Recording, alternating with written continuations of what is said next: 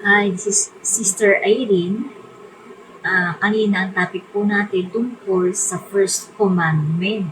Ngayon, ang topic naman natin ay second commandment, kung ano yung relasyon nito o connection nito sa unang commandment. At bakit dapat yung first commandment muna ang dapat natin sundin bago yung second. Although sabay siya dapat sundin, pero ang pinakauna dapat, alam natin yung unang commandment kung sino talaga yung Diyos. Tapos everything else will follow. Kung alam natin yung unang commandment, kasi the very first commandment nga yun eh. So bago natin umpisahan, nawa ang Panginoong Kristo mga sa gawain ito, may Espiritu nawa lahat at buksan ng Panginoong Kristo ating ang inyong mga isip upang maunawaan ang mga talatang ito, kasi ito alam ko na po ito matagal na eh. Matagal ko na po alam ito, na-debate ko na rin po ito. Yan. Nakikita ko slow connection. Matagal ko na po alam ito, na-debate ko na rin po ito, debated na po itong topic na po. Alam ko na po yung nilalaman. At binabasa ko paulit-ulit kasi ang Biblia. Hindi ako nagpapasigurado sa isang bagay. Mahilig akong manigurado. Kailangan may mga receipt, may mga resibo, may mga proof. Kumbaga. So, ito. Basahin natin yung second commandment. Pero ulitin natin yung first commandment ulit. And so on, from there, ituloy natin. Sabi dito, sa Exodus chapter 20, verse 1, at sinalita ng Diyos ang lahat ng salitang ito na sinasabi, ako ang Panginoon mong Diyos na naglabas sa iyo sa lupain ng Ehipto, sa bahay ng pagkaalipin. Huwag kang magkakaroon ng ibang mga Diyos sa harap ko. Huwag kang gagawa para sa iyo ng larawang inanyuan o ng kawangis man ng anumang anyong nasa itaas ng langit o ng nasa ibabaw ng lupa o ng nasa tubig sa ilalim ng lupa. Huwag mong lilikuran sila kahit daw yung imahe, yung graven images or idols. Huwag daw gagawa kahit sino pakalo sa langit at sa lupa, sa ilalim ng lupa. Huwag mong lilikuran sila o paglilingkuran mo sila sapagkat akong Panginoon mong Diyos ay Diyos na mapanibugbuin na aking dinadalawang katampalasanan ng mga magulang sa mga anak sinisingil. Hanggang sa ikatlo at ikaapat na salin ng lahi ng mga napupuot sa akin. Sisingil ng Diyos hanggang sa ikatlo at ikaapat na salin ng lahi na pupuot sa kanya. Meaning, pag sumasamba sa libulto ay nakasulot po kung iunawain nauunawaan po. At kung hihingi sa Panginoon ng wisdom, bibigyan niya. Hindi maramot ang Panginoon. Nawa maalis ang talukbong nila dito. I mean, yung hindi pagkakaunawa, nawa maunawaan nila itong talatang ito. Sabi dito, aking dinadalaw ang katampalasan ng mga magulang sa mga anak. Yung kasalanan ng ninuno ay sinisingil sa ikatlo at ikaapat na henerasyon sa pagsamba nila sa rebulto. Then verse 6 ng Exodus chapter 20, verse 6, at pinagpapakitaan ko ng kaawaan ng libo-libong umiibig sa akin at tumutupad ang aking mga utos. Huwag mong babanggitin ang pangalan ng Panginoon mong Diyos sa walang kabuluhan sapagkat hindi aariin ng Panginoon walang sala ang bumanggit ng kanyang pangalan sa walang kabuluhan. Verse 8, alalahanin mo ang araw ng Sabat upang ipanghiling. Sunday, araw ng Sabat, ipanghiling daw. Huwag kang gumawa kahit anong. Inutos yan kahit sa Israel. Sa kanila nga unang inutos yan. Kahit yung mga alipin, huwag pagawain yung mga alipin sa bahay nila. O yung mga alagang hayop, huwag daw pagawain during Sunday, during Sabbath day. Kasi kung ang Diyos nga nagpahinga na ikatpitong araw eh. Nagpahinga ang Panginoon ng creation. Ng ikapitong araw, nagpahinga siya. Nagpahinga siya. Kasi katawang tao siya nung ginawa niya yung nag-create siya. Lumikha siya. during creation. So sabi dito, alalahanin mo ang araw ng Sabat upang ipangilin. 6 na araw na gagawa ka at iyong gagawin ang lahat ng iyong gawain. 6 na araw ibibigay na. So, ikapitong araw, lahat ng gawain gawin na sa araw. Ikapitong araw ipahinga. Kasi hanggang doon lang yung katawan natin, katawang tao tayo, kailangan ng ipahinga ng katawan natin eh. Hindi tayo hindi tayo kaluluwa. Pinapahinga natin yung katawang tao natin. Pinapahinga natin yung katawang tao natin. Sabi dito, 6 na araw na gagawa ka at iyong gagawin ang lahat ng iyong gawain. Ngunit ang ikapitong araw ay Sabat sa Panginoon mong Diyos. Sa araw na iyan ay huwag kang gagawa ng anumang gawa. Huwag po tayo gagawa ng ibang gawain. Ipahinga ang araw ng Sabat. Ikaw, ni ang iyong anak na lalaki o babae, ni ang iyong anak na lalaki o babae, ni ang iyong baka, ni ang iyong baka, ni ang iyong taga-ibang lupa na nasa loob ng inyong mga pintuang daan, kahit ang taga-ibang lupa, foreigner, huwag daw pagawain.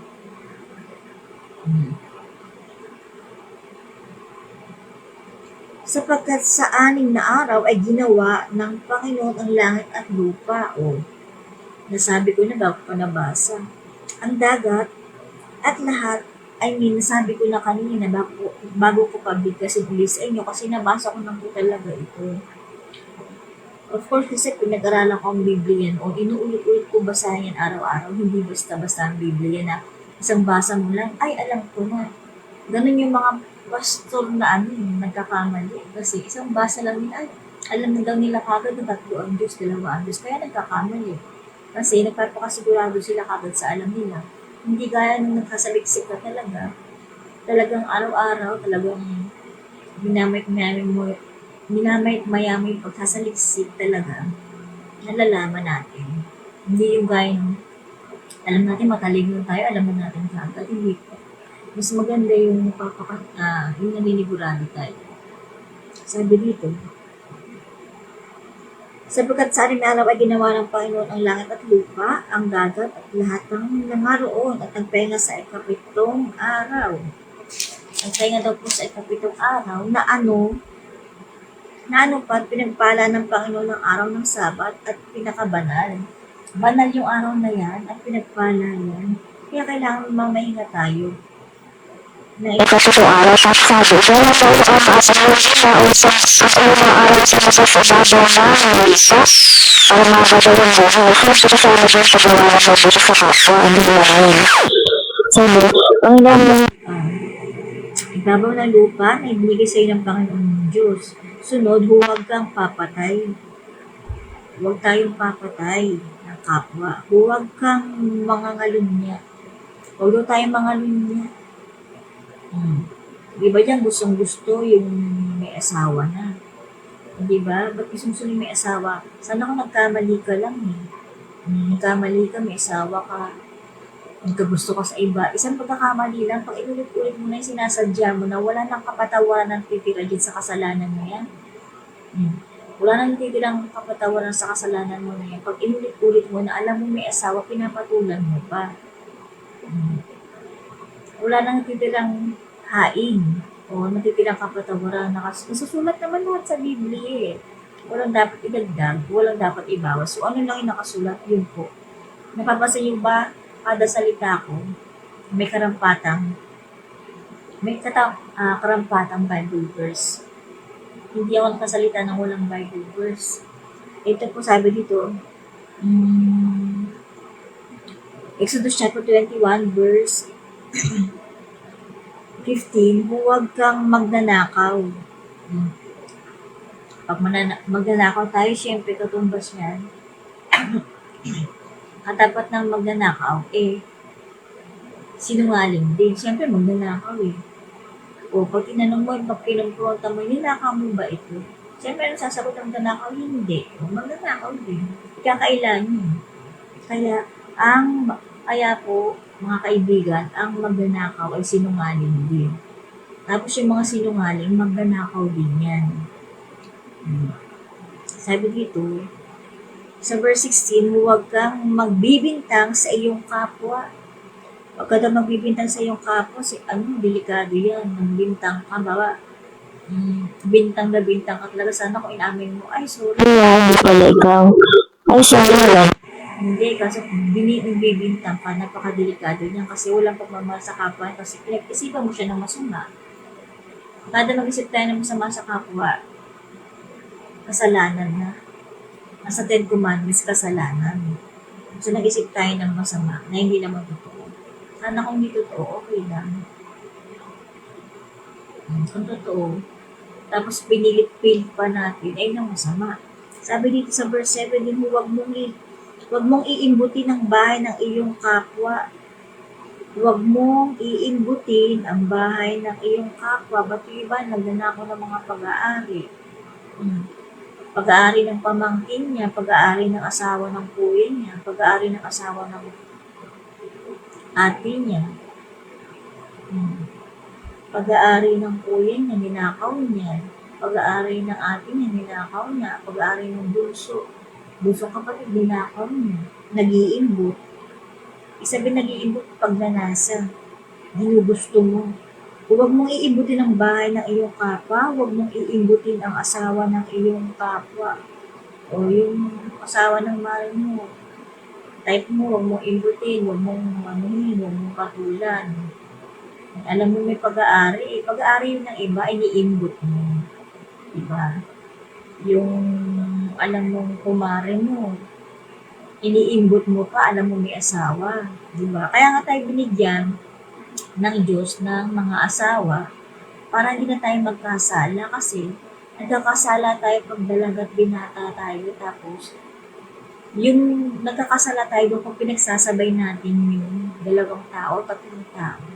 Nagkakasala tayo during teenager, yung wala pa tayong asawa. Nagkakasala tayo pag dalawa, tatlo, 2 time na tayo o 3 time na tayo. Nagkakasala na tayo nun, kaya binigyan tayo ng kanya-kanyang asawa po. Sabi dito, huwag mong iimbutin ang asawa ng iyong kapwa, ni ang kanyang aliping lalaki o babae, ni ang kanyang baka, ni ang kanyang Asawa? Ano bang bagay na sinasasya mo imbutin kasi? binigay itong 10 commandments ng Diyos kay Moses sa taas ng bundok. Sabi, palayuin mo yung mga tao kundi mamamatay sila pag nakita ko, sabi ng Diyos. Sabi dito sa verse 18, Exodus chapter 20 verse 18, at nakikita ng buong Balat ang mga kulos at ang mga kidlat at tunog ng pakakak at ang bundok na umuusok. At nang makita ng bayan ay nanginig sila at tumayo. sa malayo. So, ayan yun. Tipan ng Diyos kay Moses. Yung First and second commandment. Pinag-isa na lang po. itong second commandments, di ba marami po ang binasa sa inyo. Lahat yun, it falls down sa mahalin ng kapwa. Hindi ka mag-iisip ng masama, hindi ka nag-iimbot, may araw ng Sabat, ipangilin mo, kung pumasok, ipagpahinga yung ikapitong araw, ipagpapatay, yung mga ngalunya, huwag ka magbibintang sa kapwa, kasama yan. Nakahaba ng buhay pag mabuti ka sa kapwa. Sabi dito sa Mark chapter 12, verse 29 to 32, sa bagong tipan naman, dapat tayo. Aray, inang bagat. Mark chapter 12, verse 29 to 32 tayo. So, ganun din ang susulat. Sa Mark chapter 12, verse 29 to 32, pinaiksi lamang kasi yung lahat ng second commandment na sinabi ko sa inyo kanina, pinaiksi na yan. Sabi dito,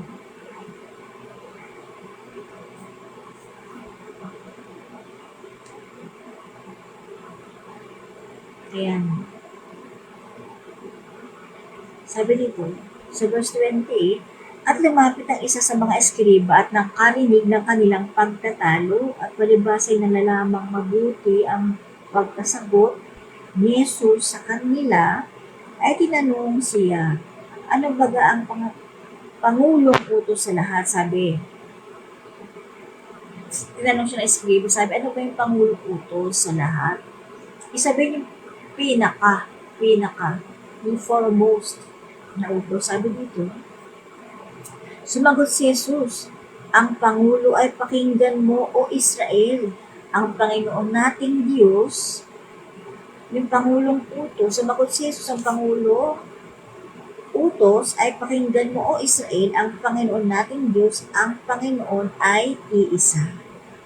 Iisa numerical 1, hindi pinag-isa, ay isa. Iisa. At iibigin mo ang Panginoon mong Diyos ng buong puso mo, at ng buong kaluluwa mo. Kaluluwa na Natin. Sabi dito. At ng pag-iisip mo at ng buong lakas mo. Kailangan talagang buong pwersa, with all your might, mahalin, ibigin. Sabi ng ibigin, kasama dun, mahalin mo yung kapwa mo. Pag imahal mo yung kapwa mo, ibigin na ang Panginoon. Pero hindi pa rin, kailangan alam mo muna ang Diyos, kung sino talagang Panginoon, kung isa ba, dalawa, tatlo. Alam mo, pag nalaman mo yun, susunod yun, sa tamang task ka, mamahalin mo yung kapwa mo. automatic yun. Kasi sabi dito, tignan nyo po. Ayun. Iyon ang Pangulong utos, mahalin mo ang Diyos ng buong kaluluwa mo, buong puso mo, pag-iisip mo, at buong lakas mo. Sabi, ang pangalawa ay ito, iibigin mo ang iyong kapwa na gaya ng iyong sarili. Pangalawang utos yung ibigin ng kapwa gaya ng sarili. Tama. Ibigin ang kapwa. Iibigin mo ang iyong kapwa na gaya ng iyong sarili. Walang ibang utos na hihigit sa mga ito. Pag nagbigay ka sa kapwa, nagbigay ka na rin sa Panginoon. Pag nagbigay ka sa pulubi, nagbigay ka na sa Panginoon. Pag nagpautang ka na rin sa Panginoon. Pag nagbigay ka ng tubig sa pulubi, nagbigay ka na rin ng tubig sa Panginoon. Pag binalaw mo yung mga nasa kulungan sa mental hospital, o parang binalaw mo na rin ng Panginoon. Yung mga ganun, yung mga needy ones. Yung mga hapless people. Yung mga kapos sa buhay. Walang magawa sa sarili nila kahit anong kaya nila, anong gawin nila, kapos pa rin. So, ito, sabi dito, ayun nga. At sinabi sa kanya ng eskriba, sa katotohanan, guro, ay mabuti ang pagkasabi mo na Sino siya isa? At wala nang iba liban sa kanya. Wala na daw iba Diyos liban pa sa kanya. Katotohanan totoo daw yun. Sabi, at ang siya ibigin ng buong puso at ng buong pagkaunawa at ng buong lakas at iibigin ang kapwa niya na gaya ng sa kanyang sarili ay higit pa kaysa lahat ng mga handong susunugin at mga hain. Kahit yung mahalin daw ang kapwa ay higit pa sa offerings. Sa offerings, kasi nung araw, nung panahon ni Abraham, nagbibigay sila ng offering sa Diyos para ma-please ang Diyos sa kanilang mga kasalanan. Nag-aalay sila ng mga kambing, baka, tupa, para dahil sa mga kasalanan. ngayon, ang sabi ng Panginoon, dahil mahalin mo lamang ang kapwa mo, Dahil ka na nag-alay. ibigay ka ng alay sa Diyos. Pero, nabasa kasi ako. Pero, ang pinakapangulong utos talaga ay mahalin mo ang Diyos. Nag-iisang Diyos. Nakasulat naman po mahalin ang Diyos. ng buong puso. Ito slow connection ako, nawawala po kasi yung Iba ko sinasabi pag slow connection ako. Nag-down. yan. So, ayan po yung talagang utos. First commandment and sa 10 commandments yan. Same lang yan ng Exodus chapter 20 verse 3 to 5. Sabay yan, gagawin natin ng unang utos at pangalawang utos. Kasi automatic pag alam mo yung unang utos, mahalin mo ang Diyos, mamahalin mo yung kapwa mo. So, hindi pwedeng second commandments lang. Automatic yung pagmahal mo ang Diyos, pagmahal natin ang Diyos, siyempre, mamahalin natin yung kapwa natin. Ganun po ang senaryo niya, ganun ang common sense. So, dako po tayo sa Galatians chapter 5, verse 17 to 23, New Testament. Ay, lumayo tayo. Ito. Galatians chapter 5, yan, verse 17 to 23. Sabi dito,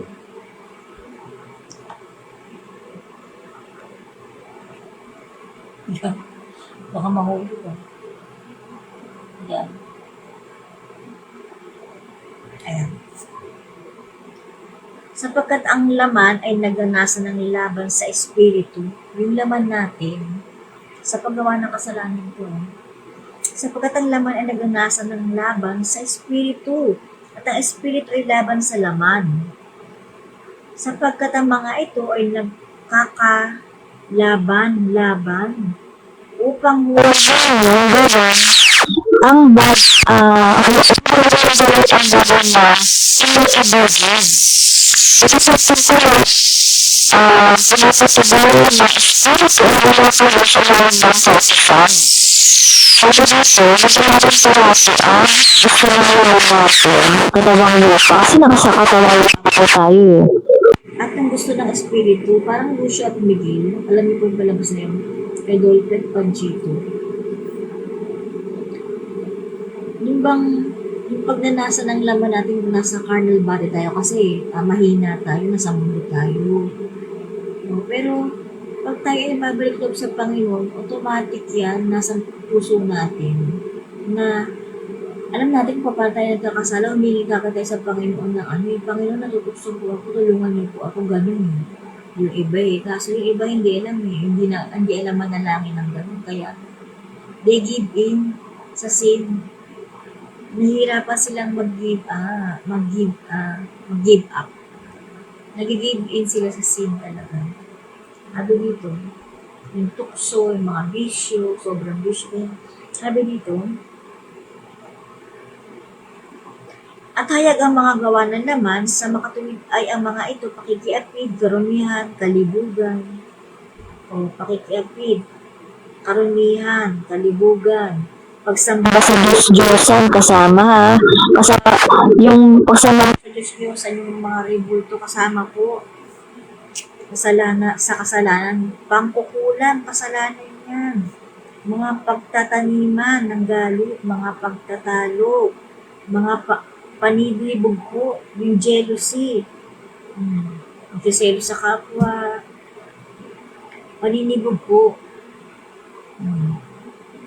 kakampi-kampi, siselos po sa kamag-anak, siselos sa kaibigan, siselos sa boyfriend, siselos sa kung saan-saan, paninibog po yan, jealousy sa Tagalog, sa English, sorry. Mga pagkakaalitan, mga pagkakampi, pagkabahabahagi, division, kampi-kampiyan, mga hidwang pananampalataya. Mga hidwang pananampalataya, bawa, Iglesia ni Cristo versus Jehovah, Iglesia ni Cristo versus Catholic, ganyan. Mga kapanligilian, pero kasi nararapat talaga minsan, sa panang tayo ng debate na kailangan magkaroon ng debate para malaman kung ano yung tama. Sa Titus chapter 1 verse 13, kailangan talagang i-revoke yung masama. Hindi pwedeng hayaan mo na lang na ganun. It's para lang po sa mga nakakaalam ng Biblia. Kailangan talang i-revoke Nakasulat naman sa huling araw eh. Yung pagkatanggol sa Panginoong Hesus. Nararapat yan. Ang sabi dito, kasi dadako tayo ng ibang topic eh, pagka finish ko yun eh. Sabi dito, yung mga kapanaghilihan, masyadong Tagalog eh. Envying, sabi. Yung mga pagkakainggit, kasama yan sa kapwa, pagkakainggit. Mga paglalasing, sobrang paglalasing. Sana ka occasional lang, hindi araw. Araw lasing, nagumugula pa, gano'n. Mga kalayawan, yung layaw. Yung sobrang luxury. Luxury, sobrang libang, sobrang pasyal. As in, araw-araw namamasyal, hindi mapakali sa bahay. Yung lahat ng gusto niya makuha niya. Masyado ng yung materialistic. Kalayawan yan. At ang mga katulad dito, tungkol sa mga Bagay na ito ay aking ipinagsasauna sa araw sa inyo, kulit sa aking pagpapaalala ng na sa inyo na ang mga nagsisigawa ng gayong mga bagay ay hindi magsisipagmana ng kaharian ng Diyos. Datapwat ang bunga ng Espiritu ay pag-ibig. ang lumata ng Espiritu kung Sa Panginoon tayo, kung nagbalik loob na tayo, ha? Kung nagbalik loob na po. Datapwat ang bunga ng Espiritu ay pag-ibig, katuwaan, kapayapaan. Hindi naman laging tuwang-tuwa ka. Konting bagay, pinagtatawanan mo. Wala ka sense sa bagay. Tuwang-tuwa ka sa kapalaluhan. Tuwang-tuwa ka sa kapwa mo. Tawa ka ng tao. Pinagtatawanan mo yung kamalian. Yung kamalian ng kapwa, pinagtatawan natin. Iba pong katuwaan to, ha. Datapwat ang bunga ng Espiritu ay pag-ibig, katuwaan, kapayapaan, pagpapahinuhod, kagandahan, dahil loob, kabutihan at pagtatapat. yung pagandahang loob sa kapwa, kabutihan, pagkatapat, honesty, pagkatapat. Diba yung pagpapahinuhod o gentleness, long-suffering, na pagtiis, kaamuan, verse 23 ng Galatians chapter 5, verse 23, kaamuan, pagpipigil, pagpipigil sa kapwa, laban sa mga gayong bagay ay walang kautusan. At ipako sa krus ng mga ipinako sa krus ng mga Nasa Kristosus, ang laman, nakasama, ang mga kasalasita at mga kahalayan ito. Pagbalik mo po sa Panginoon sa Kristo, ipinako na rin sa krus yung mga kasalanan. Nagbabalik loob, nagbabago araw-araw. Gradually yan, hindi yan bigla. At very important po. Ito talaga pinagsasasapan. magbalik loob araw-araw, magbabago. Araw-araw yan. Yung proseso na yun, araw-araw. Hindi isang beses lang sa isang buwan, isang beses lang sa isang taon. Sabi dito, at ipinako sa kusa ng mga nakakristo Jesus ang laman nakasama ng mga masasamang pita at mga kahalayan nito. Kung tayo ay nabubuhay sa pamamagitan ng Espiritu, Kung magsinakasaman tayo, ayon sa Espiritu. Magsilakad tayo ayon sa Espiritu, yung mga gusto ng Panginoon. Magsilakad daw tayo sa ganung pamumuhay. Huwag tayong maging mga panalo na tayo-tayo'y nangagmumungkahiyan sa isa't isa. Nangag-iinggitan sa isa't isa. Sabi dito sa English, sa King James Version, let us not be desirous of vain glory.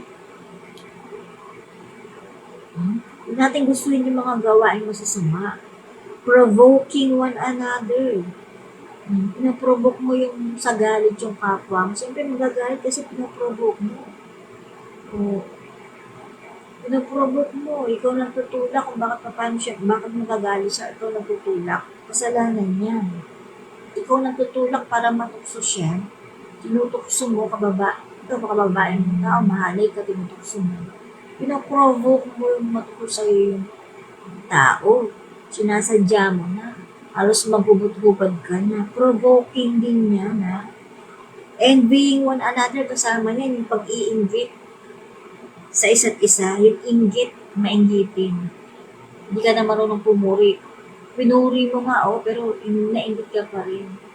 Ka-plastikal yung pagpupuri mo. Kasama sa ano yan, sa sin. Sa Ten Commandments. So, sabi dito, ayun nga, huwag tayo maging palalo na tayo nagmumukha sa isa't isa na nag-iimbitan sa isa't isa. So, Galatians chapter 5 verse 17 to 26 na to. Galatians chapter 6 naman, verse 22 to 26. Yan. Yan ba? Ito magpas. Verse ano lang.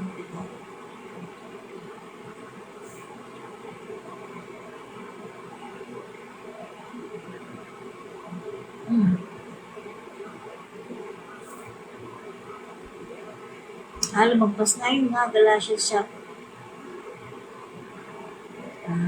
Gawa. Sa gawa.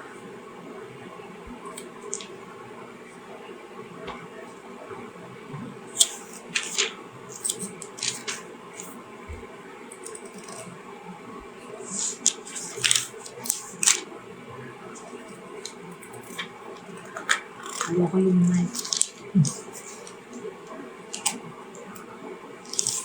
Galatians, 1 Corinthians chapter 6 verse 9. Ibang sulat.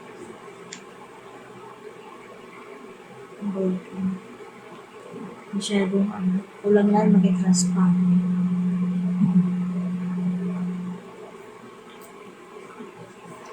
Ay 1 Corinthians chapter 6 verse 9 tayo. Saglit lang po ito. 1 Corinthians chapter 6 verse 9. Sabi dito, hindi ba galing nalalaman na ang mga liko ay hindi magsisipagmana ng kaharian ng Diyos? Huwag kayong padaya, kahit ang mga mapakiapid, ni ang mga mananamba sa Diyos-Diyosan, ni ang mga mangangalunya, ni ang mga nagbababae, ni ang mga mapakiapid sa kapwa lalaki.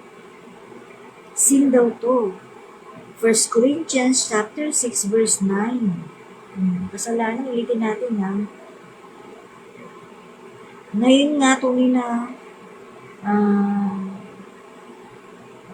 isang pagkukulang sa inyo. Yan. 6 verse 9, lumagpas. Hindi ba ganin yung nalalaman na ang mga liko ay hindi magsisipagmana ng kaharian ng Diyos? Huwag kayong padaya. Sabi, kahit ang mga mapakiapid, ni ang mga mananamba sa Diyos-Diyosan, yung mga rebulto, sumasamba daw sa rebulto, ni ang mga nangangalunya, yung may asawa kung mapatol ka sa iba, lalaki o babae man. Sana kung nagbalik loob ka na, isang beses mo lang ginawa, inulit-ulit mo pa. Talagang gusto mo ng kasalanan na yun, hindi mo na mababago yan kasi inulit-ulit mo na nasa sistema mo na yan. Pero talaga kung iyak mo sa Panginoon, nagbalik loob ka na talaga, nagbago ka na, kaso pag hindi na, habang binibigyan ka pa ng Panginoon lang time na magbago ka. Kasi pag hindi ka nagbago, baka makasama ka sa paglipod. Apocalypse chapter 14 verse 4, iba ang panahon ngayon pag nasa tayo, paglipod tayo ng masasama. Kinukuha na yung masasama sa masamang paraan ha. Sa masamang paraan kinukuha yung masasama. Sabi dito, ni ang mga magnanakaw, ni ang mga masasakit, yung sakit sa pera, sakit sa pag-aari, makasarili. Yung sa huling araw to mangyayari to ha. Sakim sa pera, sa material na bagay, sa mga pag-aari, sakim ka, makasarili ka. Ayaw mong mag-share sa iba, magbigay sa iba. Sakim yan. Magnanakaw, mga manglalasa, mga mapagtungayaw, mahilig makipag-away talaga ng talagang gulo ang gusto. Ni ang mga manglulupi, hindi naman Bible, tapos gusto makipagdebate. Ni ang mga manlulupi, hmm? Extortioners, ay hindi magmamana ng kaharian ng Diyos. Hindi sila magmamana ng kaharian ng Diyos. Gumagawa ng mga ganito. Kaya sana magbalik loob po tayo lahat sa Panginoon sa Kristo. Sa Panginoon sa Kristo lang tayo magbabalik loob. Acts chapter 2 verse 38, sa Panginoon lang, sa Panginoong sa Kristo lang, walang ibang Diyos o tunay na Diyos na nag-alay ng dugo sa krus, kundi ang Panginoong sa Kristo lang. Walang ibang tunay na Diyos.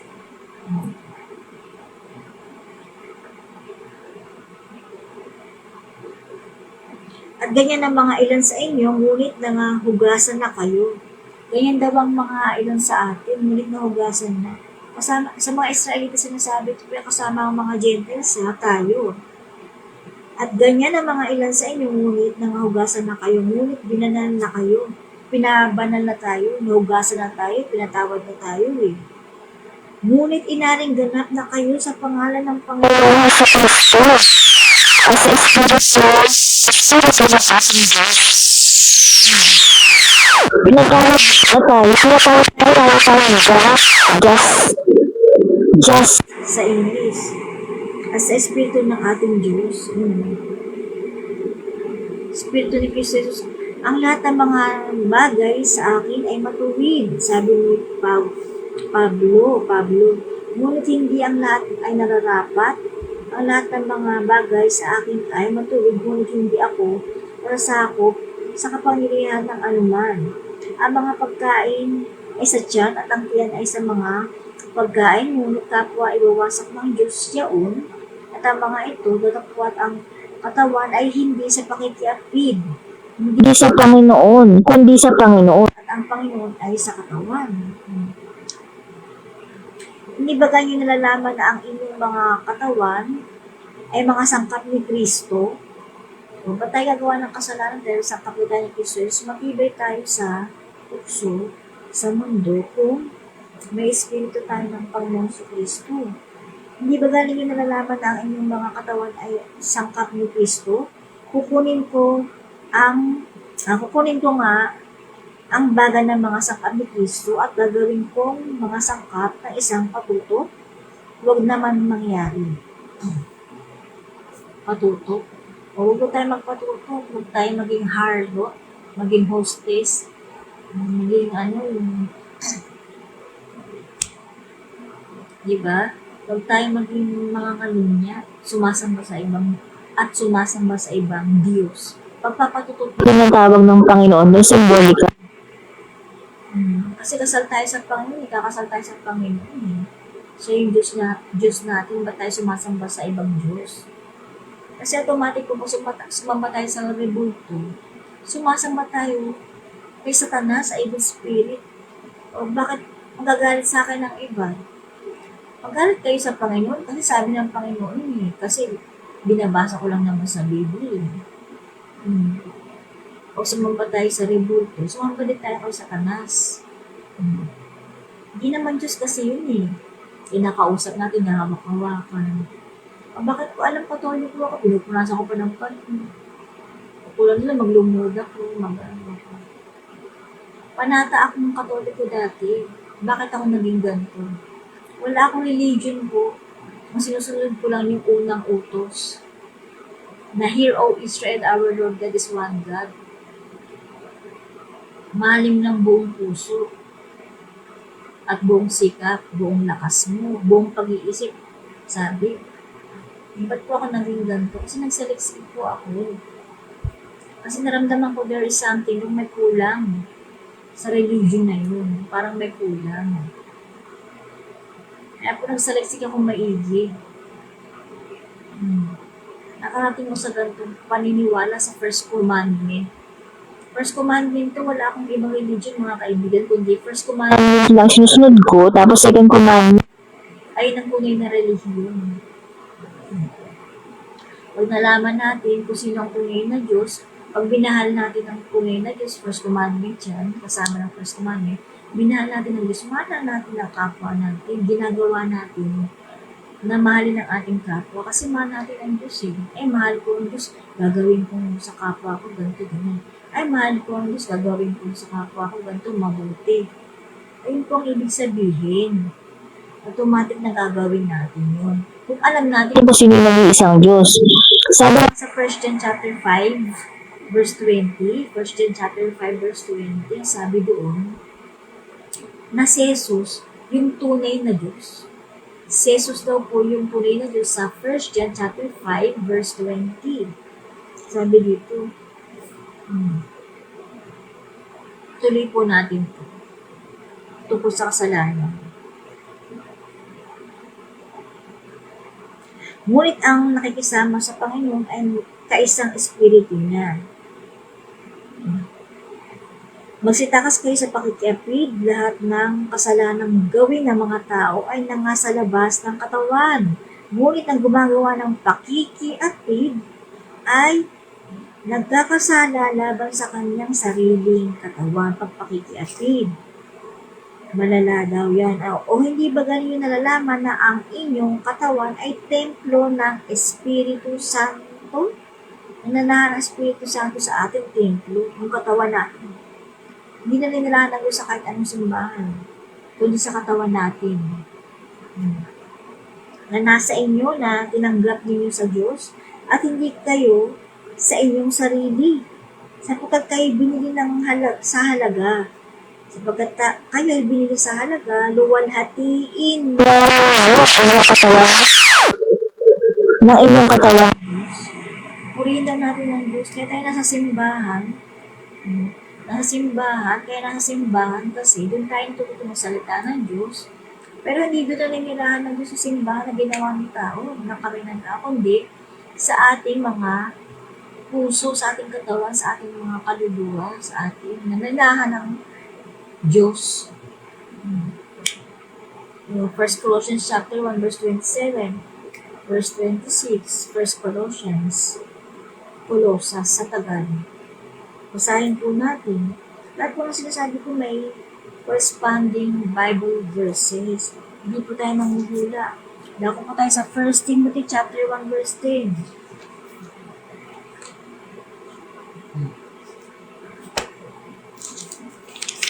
Chapter 1, verse 10, sabi dito, dahil sa mga nakikiapid, dahil sa mga mapakiapid sa kapwa lalaki, dahil sa mga nagnanakaw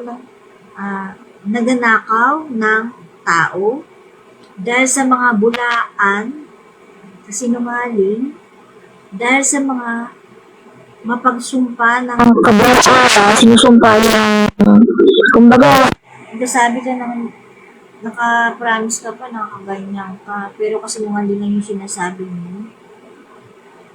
At kung mayroon pang ibang bagay laban sa mabuti araw sa Ebanghelyo sa kasalukuyan na mapagpalang Diyos na nagkatiwala sa akin. So, binasa natin na, sabi dito, makikiapid, nakikipid sa kapwa lalaki, magnanakaw, dahil sa mga bulaan, sinungaling, mga sinungaling na, mapagsumpa ng kabulaan. Huwag daw po kasabi ng anis ako, nanumpa ka pa, yung pala, bulaan ka. Ayaw ng Panginoon ng ganun, nakasulat. So, 1 Timothy chapter 1, verse 10 yun. Diba? Ayan yung 10 Commandments. Pagmabuti tayo sa kapwa, diba? Tinupad natin ang pagtupad sa unang utos, mahalin mo ang Diyos. Paano pag dasal kayo ng dasal, hindi nyo alam kung sino yung tunay na Diyos, hindi nyo na-trace, hindi rin kayo nagsasaliksik. Hindi pwede sa Panginoon, hindi tayo nagsasaliksik. Dahil nasa huling araw na tayo, hindi natin pwede sabihin ng Panginoon, hindi ko alam yun. Panginoon, sorry, busy ako eh. Sabihin natin sa yun? Sa paghatol, hindi tayo pwede mga tuwiran kasi lahat ng time binigay sa atin ng Panginoon. Ang tagal ng buhay na binigay sa atin ng Panginoon.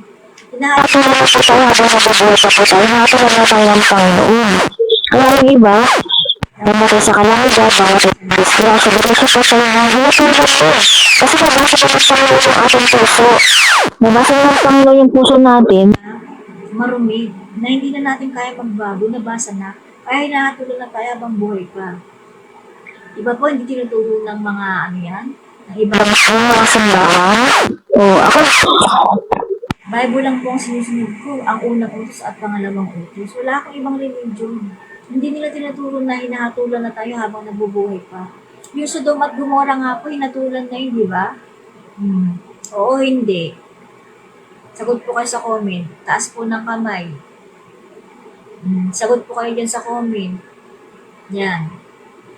Hinatulan na yun sa Sodom at Gomora? Oo, hindi. Taas kayo ng kamay. Yes or no, sagot po kayo sa comment section. Pinatulan na kasi nga, masasama na sumasama sa rebulto. Sumamba sila sa rebulto dun Kaya ang nangyayari, siningil sa kanila.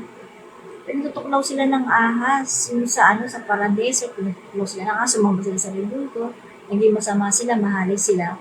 Yung sa Sodom at Gomora, ganun din, hinatulan sila habang buhay pa. Gusto po ba nating malipol tayo? Ayaw po natin syempre malipol tayo. Ayaw natin malipol yung kapwa natin kaya sinasabihan natin. Pinapangalan natin, nag-uukol tayo ng oras. Alam niyo kung hindi ko ako napapabayad ito, huwag kayo magbayad sa akin. Wala ako sinisin kahit simple ko simula ko. Noon pa, bago ako ma-monetize, nandito na ako.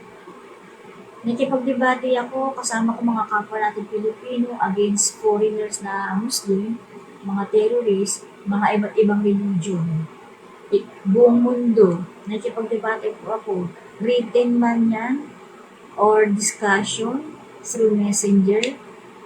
Marami po akong pinagdaanan, hindi ko pinagyayabang yung sinasabi ko lang po na talagang dumaan ako sa karayom. Ibig sabihin ko dumaan ako sa butas ng karayom. Bago po ako nangaral ngayon. Ayun po yung sinasabi ko na talagang kailangan maligtas Kailangan ko mag-share. Hindi ako mapakali pag hindi ko share yan. Kailangan maligtas ang ating kapwa. Sinasabi ko kung paano na magbabalik loob tayo sa Panginoon. Panginoon, magbalik ganito po. Magbalik loob kayo sa Panginoon. Iiyak nyo lahat, sabihin nyo lahat na hindi nyo kaya yung pagsubok. Iiyak nyo lahat sa Kanya ng buong puso nyo. Malalaman ng Panginoon kung buong puso yung pababalik na loob natin sa Kanya. Iiyak nyo lahat, makita ng Panginoon na nagbabago tayo sa puso natin. Hindi tayo pwedeng magkaila. Hihingi tayo ng tawad, tapos gagawin natin paulit-ulit. Sabihin natin sa puso natin, nababasa ng Panginoon, nagawa muna ako ng kasalanan ngayon kasi magbabalik ko naman ako sa Panginoon. Hindi po pwede sa Panginoon. Hindi natin pwede tukoy ng lumikha sa atin kasi siya may gawa ng puso isipan natin, nababasa niya lahat. Kahit lahat ng ginawa natin na lihim, nakita ng Panginoon niya. Tapos tagusan niya. Lahat tayo nakita niya sabay-sabay. He is a big God. He is a powerful God, omnipotent God. Lahat alam niya yan. Kaya hindi tayo pwede magdahilan sa Panginoon na hindi natin ginawa yun, na hindi natin inisip yun, na hindi natin isinapuso yun. Dahil nababasa tayo ng Panginoon, kahit nga yung laman natin, mga buto, mga ugat, yung pinakalaman ng buto natin, nababasa niya yan. Kung paano natin nape-perceive yung mga bagay-bagay, yung idea natin. Nababasa niya yan, walang dito sa Panginoon. So, ito na lamang po, tutuktangan po natin sa ibang araw pa. Sa mga matyaga pong nakikinig at tinatapos talaga to, hindi po tayo, maraming salamat po kasi hindi po talaga ako po, hindi ako pwede magturo ng random verses yung isa lang at walang talata, puro kwento. Ayoko po ng gano'n. Gusto ko po may corresponding verses to match with the doctrine or claims, such claims or assumption. Kasi meron Sabi nila, assumption lang yan, presumption, claims lang yan. O, sige, bigyan natin ng Bible verse. Bibigyan ko kayo ng Bible verse, bigyan kayo ni Sister Irene ng Bible verse para mapag-aralan nyo din kung tama po ba ang sinasabi ko o mali. Binibigay ko po yung Bible verse, may mga talata. So, hindi nyo sasabihin ng guhula ako o ano man. Sinuyod ko yan, Bible. Sinuyod ko po yan. Walang halong biro. Pag nakipagbiroan ko, ang nakipagbiroan ko. Pero tungkol sa Bible, di po ako nakipagbiroan. When it comes to Bible at sa Panginoon sa Kristo, nagpapatotoo po ako, napapatunay ako. Nakikipag-rebook ako. Yan. Pinaglalaban ko talaga ang Panginoon sa kapwa de Batista, hindi sa ad hominem o trash talking lang, walang alam sa Bible. Wala akong oras sa ganun. Ibigyan ko sila ng oras sa saglit lang. Sabi rin sa Biblia, bawal magtapon ng perlas, bawal magtapon ng perlas sa baboy. So, bakit ka magbibigay ng mga talata sa mga bagay na alam mo hindi ka dapat paglalaroan lang nila, bababuhin lang nila sa salita ng Diyos. Pero minsan pinagtsatsagaan ko talaga yan, kahit mga terorista pa, o ibang religion na trash talking. Binigyan ko yan ng oras mo, sinaga ko. Matigasan kami. Kung matigas sila, katigas ang ulo nila, mas matigas ang salita ng Diyos. Double-edged sword ang salita ng Diyos. Hindi nila pwedeng kontrahin. Wala akong pake kung sino pa sila o ano pa sila. ISIS pa sila o kahit sino pa sila.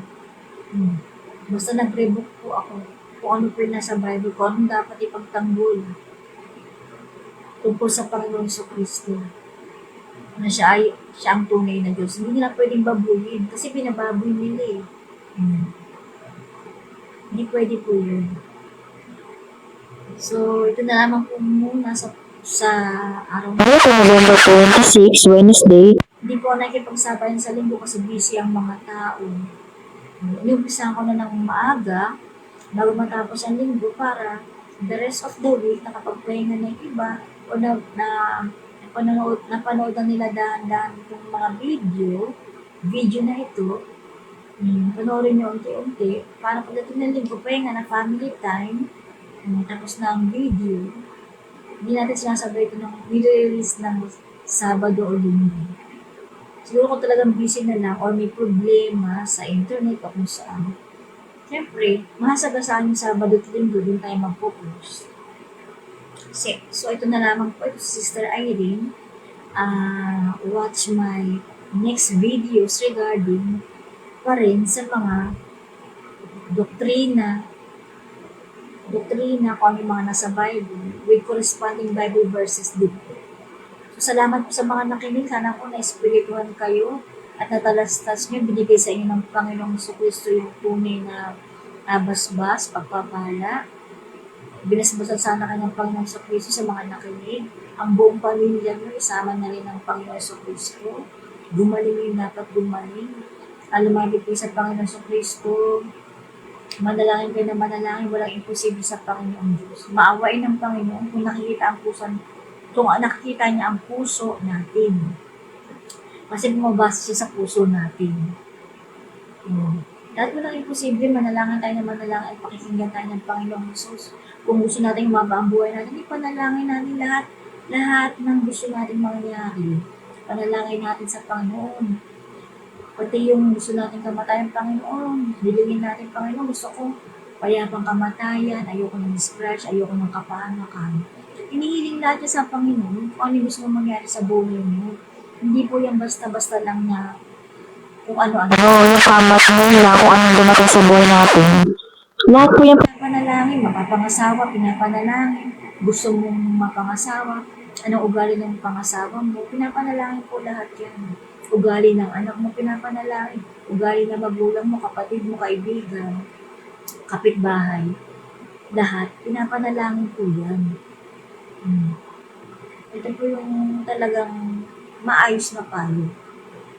Of course, yung minsan mapaaway ka. Minsan di maalis yun may defense mechanism tayo.